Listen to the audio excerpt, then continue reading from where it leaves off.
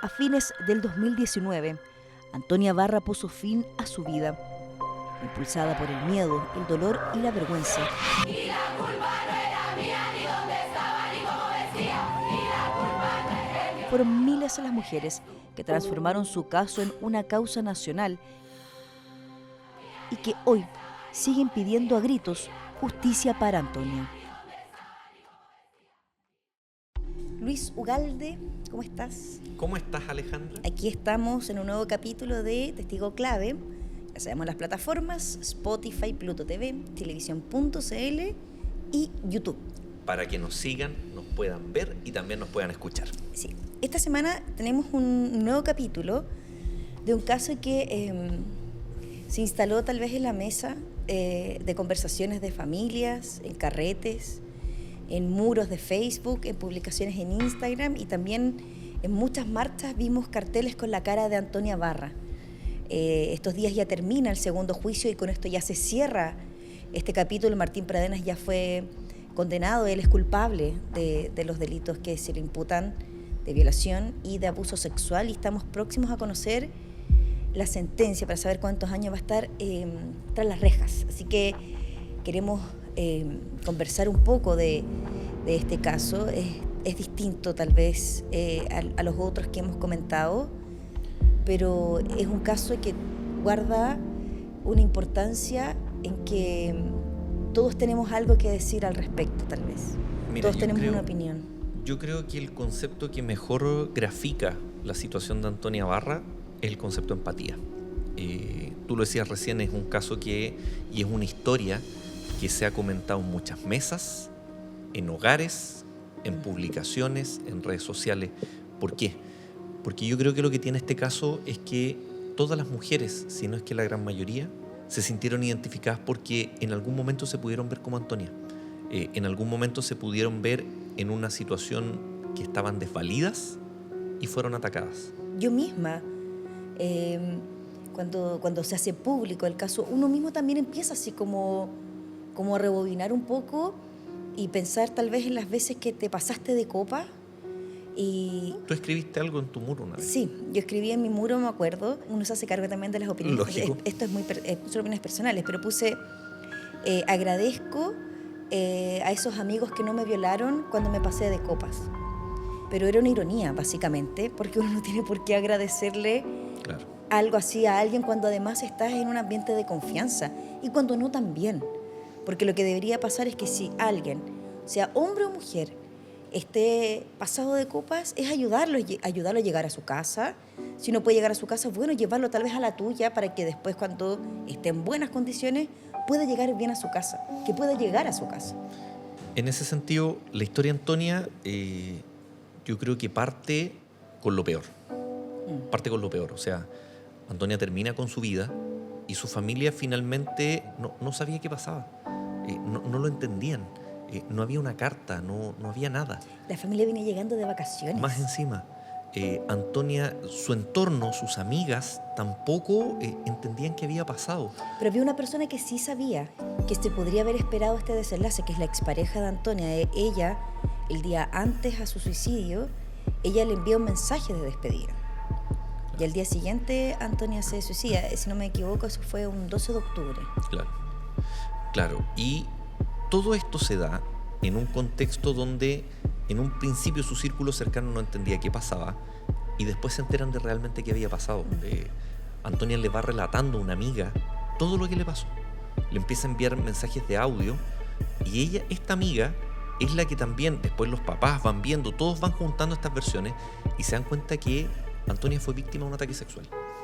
Y ahí comienza la lucha de una familia completa que empieza a buscar justicia. Y en ese momento era muy difícil buscar justicia cuando la víctima no estaba. Es como cuando a veces insultan a una persona que está fallecida, porque dicen, oye, no se puede defender. En este caso era lo mismo. Cómo Antonia y cómo esta familia presentaba esta situación que había ocurrido. Y como el padre también es quien se empodera, tal vez por un tema de género, se habría pensado o se habría esperado que fuera la madre de Antonia quien tomara ese como estandarte de lucha, pero Por un tema de empatía. Claro. pero Alejandro Barra ha comentado en distintas entrevistas que él tiene una relación muy cercana con su hija. Él una vez me dijo que él y Antonia eran prácticamente la misma persona, que eran iguales, que eran muy parecidos. Ahí el día que Antonia se va de Temuco a Pucón con su amiga Consu y también iba el pololo de ella, iban ellos tres a esta fiesta de... Era en la Sala Murano de Pucón. Sí, pero eran como unos carretes que habían finalmente por fiestas Por 18 de patrias. septiembre, claro.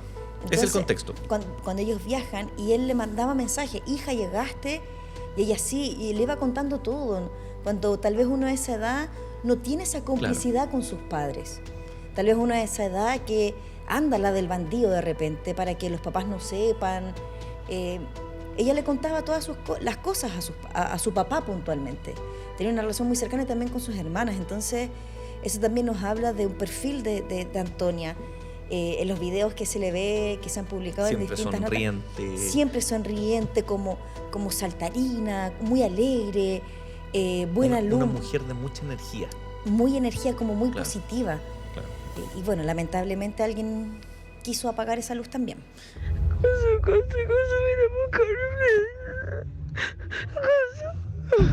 A mí me llama la atención cuando parte este caso, que yo creo que fue motivo de discusión, me da la idea en muchos medios de comunicación y en muchas reuniones de pauta, de nombramos o no a la persona que se está sindicando.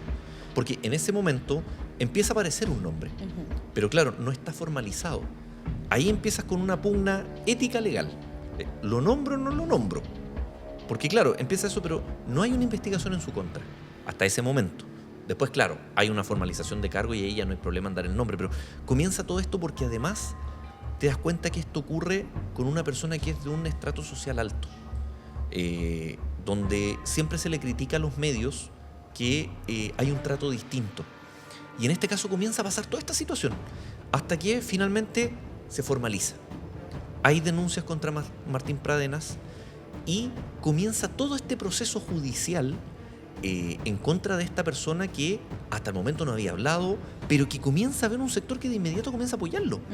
Y hay una férrea defensa a favor de Martín Pradenas. No se podía hablar de Martín Pradenas con nombre y apellido, Claro. sino que él Se hablaba del atacante sexual, el presunto autor.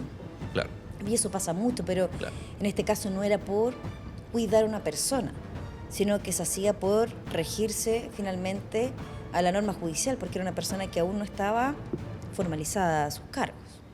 Y además cuando ocurre este hecho, lo que te decía recién de que era muy difícil poder establecer una teoría de caso cuando no tenías a la víctima. La víctima no te podía relatar. Y ahí empieza todo este trabajo que empieza a hacer la familia, en especial Alejandro Barra, y comienzan a aparecer estos audios que Antonia le envía a su mejor amiga Consuelo. Según lo que se pudo establecer, Antonia va a esta discoteca Sala Murano, está ahí con estos amigos En Pucón. viaja desde Temuco hasta Pucón, que tienen esta conurbación de estar a media hora, 40 minutos. Y después de eso, Antonia se va con Martín Pradenas hacia una cabaña. Antes, como contexto, en la discoteca era como un carrete donde había mucha gente de la universidad. Claro. Entonces había muchas personas conocidas. Si bien Antonia había llegado ahí con su amiga Consuelo y el pololo de ella, se encuentran con más gente de la universidad, de otras carreras incluso. Claro. Y entre ellos, Martín Pradenas, Claro. que se ubicaban ya, no eran... Se conocían, de vista se conocían, se ubicaban. no eran desconocidos, Claro. 100% desconocidos. Se ubicaban, pero tampoco tenían algún lazo. Claro. Y después de esto, Antonia se va con Martín a esta cabaña donde había más gente. Y ahí comienzan a aparecer estas declaraciones que después fueron utilizadas en los dos procesos, porque recordemos que hubo 2 juicios. Hay una declaración clave de una de las personas que estaba en la cabaña, una mujer, que ella recuerda que Antonia venía en muy mal estado. Dice, ella venía en muy mal estado, casi como que no podía caminar, creo que da en esta declaración. Pero era de gente que ya estaba en la cabaña Estaban, cuando ellos llegan. Ellos llegan después, claro. Y después aparecen los audios de Antonia, donde son los que finalmente configuran la historia. Antonia cuenta que ella despierta y tenía a Martín Pradenas arriba de ella. Y ella le dice, sale mierda. Claramente, lo que ahí te da a entender es que ahí no hubo ningún tipo de consentimiento. Y que Antonia no estaba en condiciones de poder decir sí o no. Y que el mismo Pradenas cuenta después en una declaración de que Antonia le había dicho que no.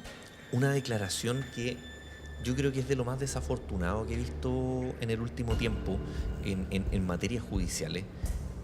Ya si hablamos de lenguaje no verbal, tú ves a un tipo que está sentado frente a una cámara con una camisa celeste y no mueve un músculo cuando habla. Muy bien peinado, además. Muy bien peinado además, pero él el único movimiento que tiene es de sus manos. Él No, mueve sus manos es que y entrelaza sus dedos. La gente se va a acordar del video, él sale así en esta posición, muy recto, sentado, muy recto, con las manos Sí. así mirando a la cámara, y hablaba, pero no se le movía, solo pestañeaba, nada no más. movía ni un músculo. Y él ahí entrega una declaración que es muy desafortunada para él también. Si bien no es una declaración judicial, porque recordemos que él puede dar las entrevistas que quiera o cualquier persona puede dar, pero son las entrevistas judiciales las que marcan. Y él en esa entrevista dice, Antonia en 3 oportunidades me dice que no. Yo cuando vi eso, que además aparece en un medio de comunicación que fue creado 2 días antes, una cosa así, tú ahí te das cuenta que algo no estaba bien en esto. Es que, ¿qué se buscaba con eso también? Yo creo que era mostrar una imagen de un tipo probo, era mostrar una imagen de un tipo pacífico, pero yo siento que generó el efecto completamente contrario. O sea, eso que es un pequeño detalle y que es súper interpretativo. No estoy diciendo que esto sea objetivo.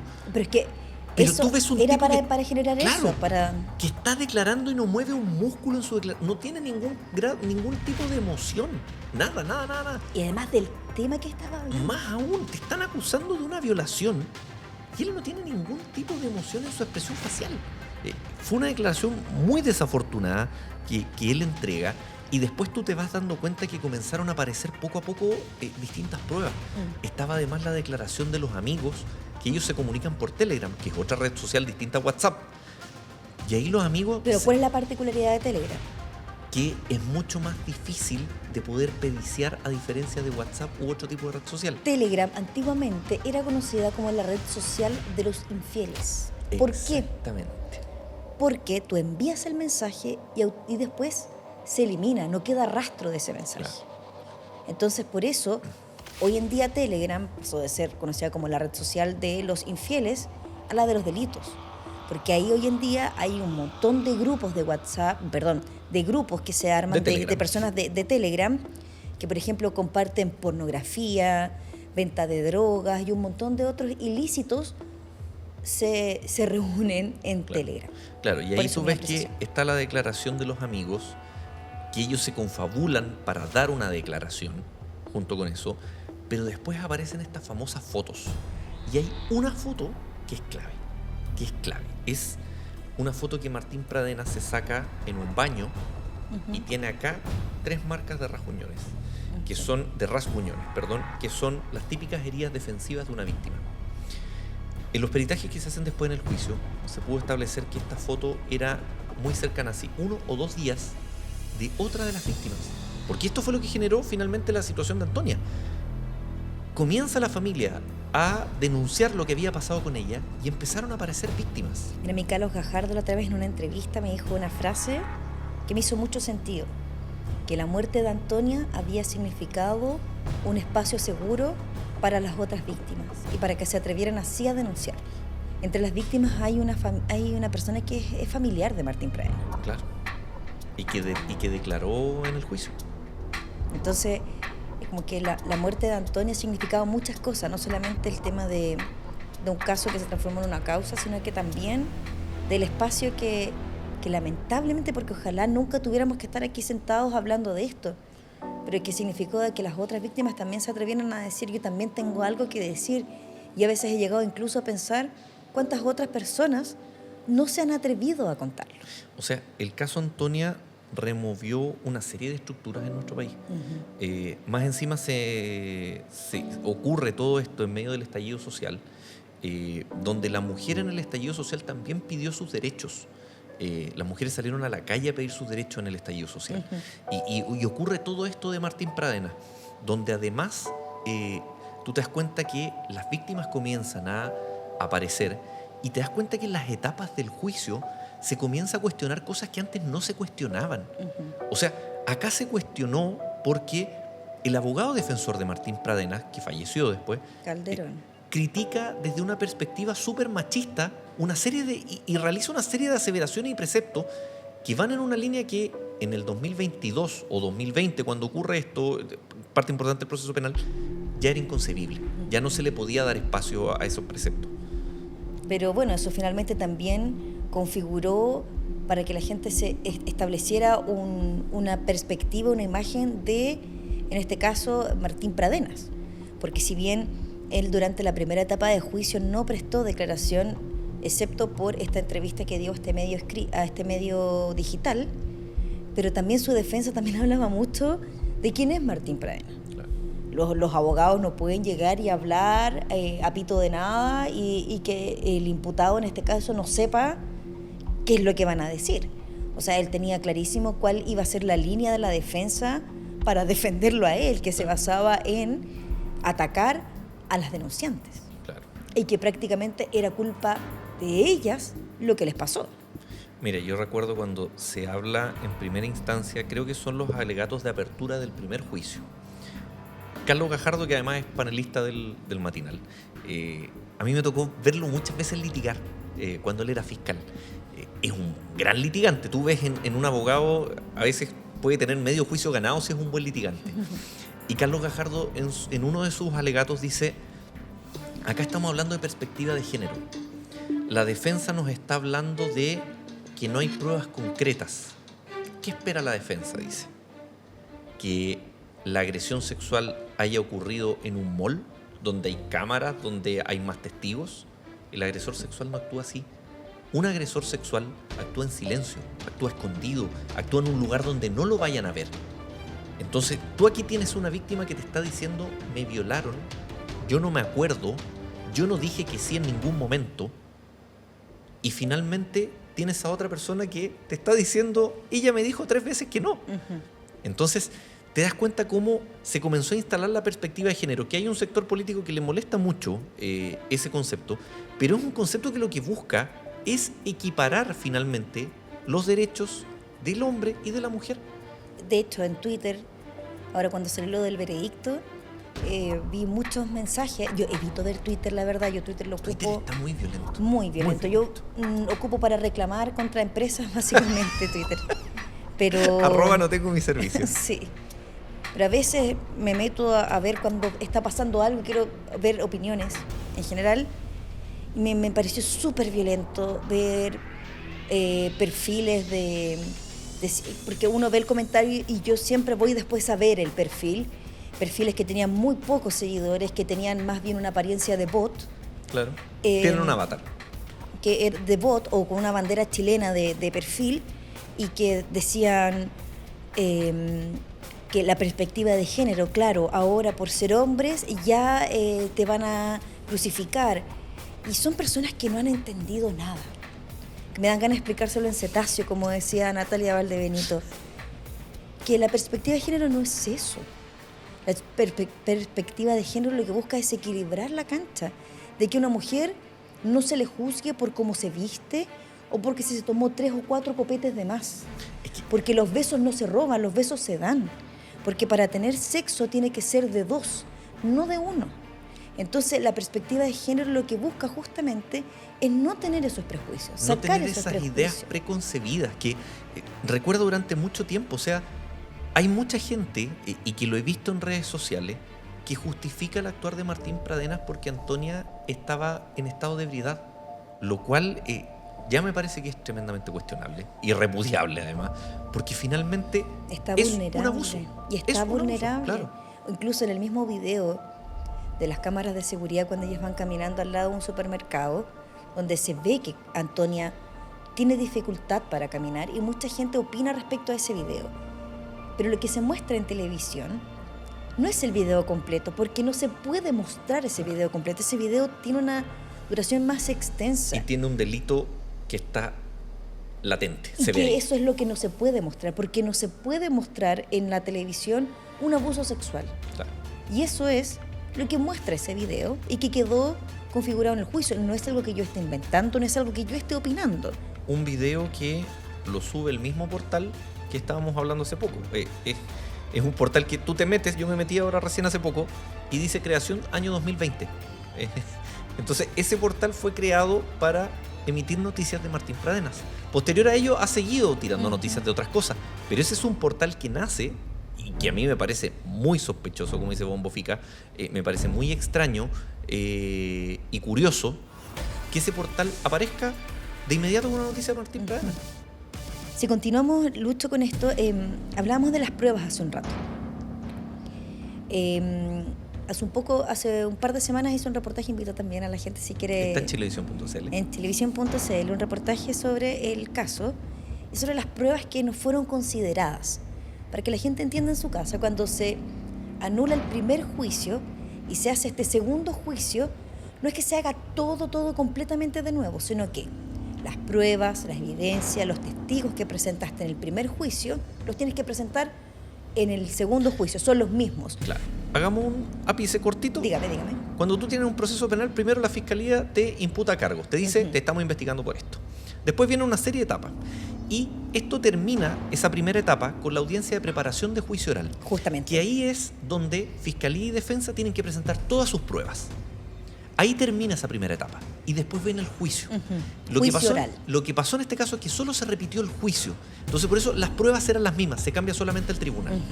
Eso es. Bueno, y en el juicio, en la primera instancia, se había presentado una serie de pruebas que son las encontradas, el material encontrado en la celda de Martín Pradenas, en estos pendrives que se encontraron y en el teléfono, que fue el que finalmente él había utilizado ese septiembre del 2019. Entre esas cosas, habían conversaciones de Martín Pradenas con distintos amigos que prestaron declaración y donde se ponían de acuerdo con lo que iban a decir. De hecho, hay una que dice, se burla incluso. Y dice, de aquí al estrellato.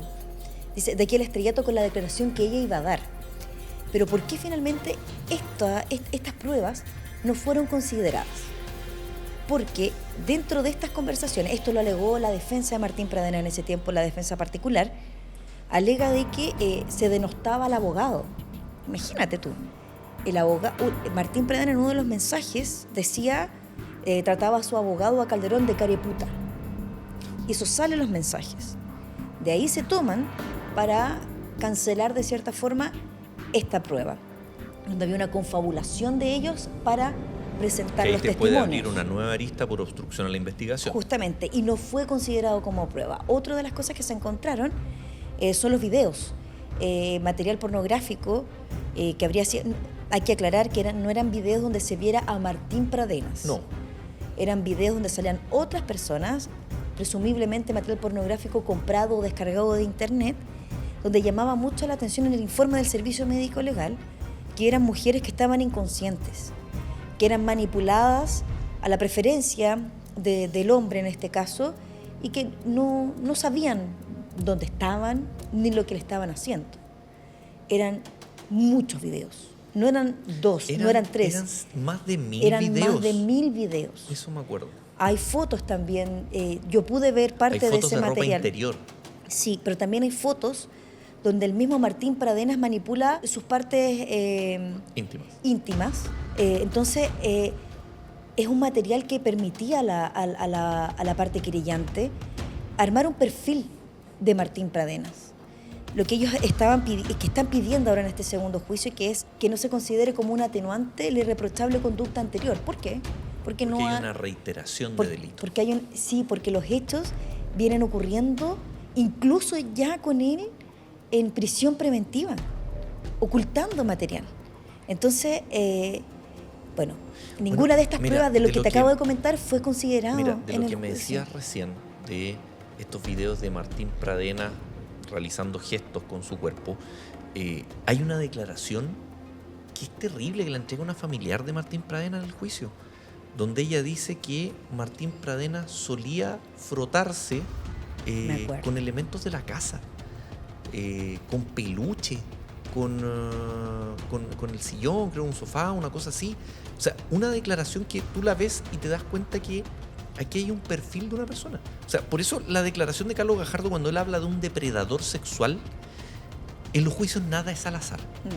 Esa declaración va porque evidentemente que hay una relación de hechos habitual que venía ocurriendo con Martín Pradenas, que no había sido denunciado por ninguna víctima. Finalmente Antonia abrió ese espectro.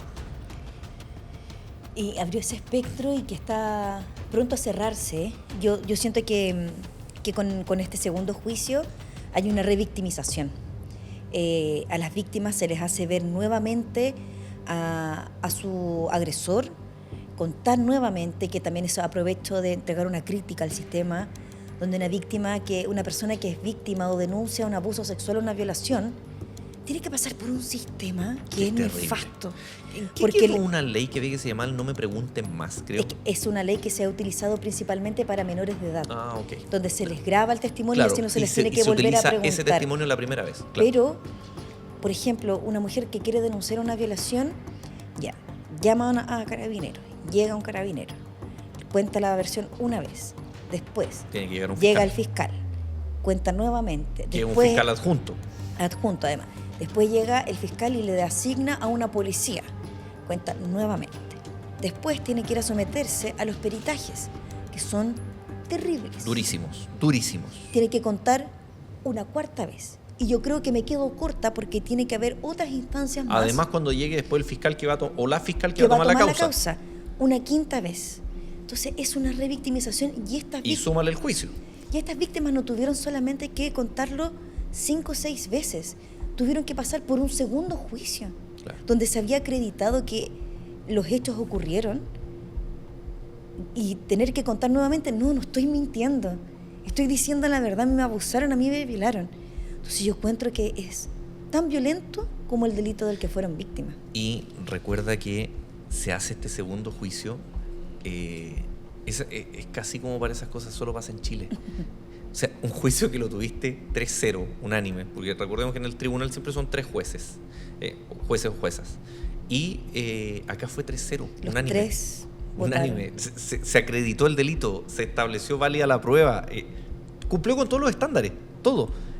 Y finalmente se tiene que hacer de nuevo por una publicación que fue después súper cuestionada, que no se sabía si realmente se hizo o no, si él la comentó, si la compartió.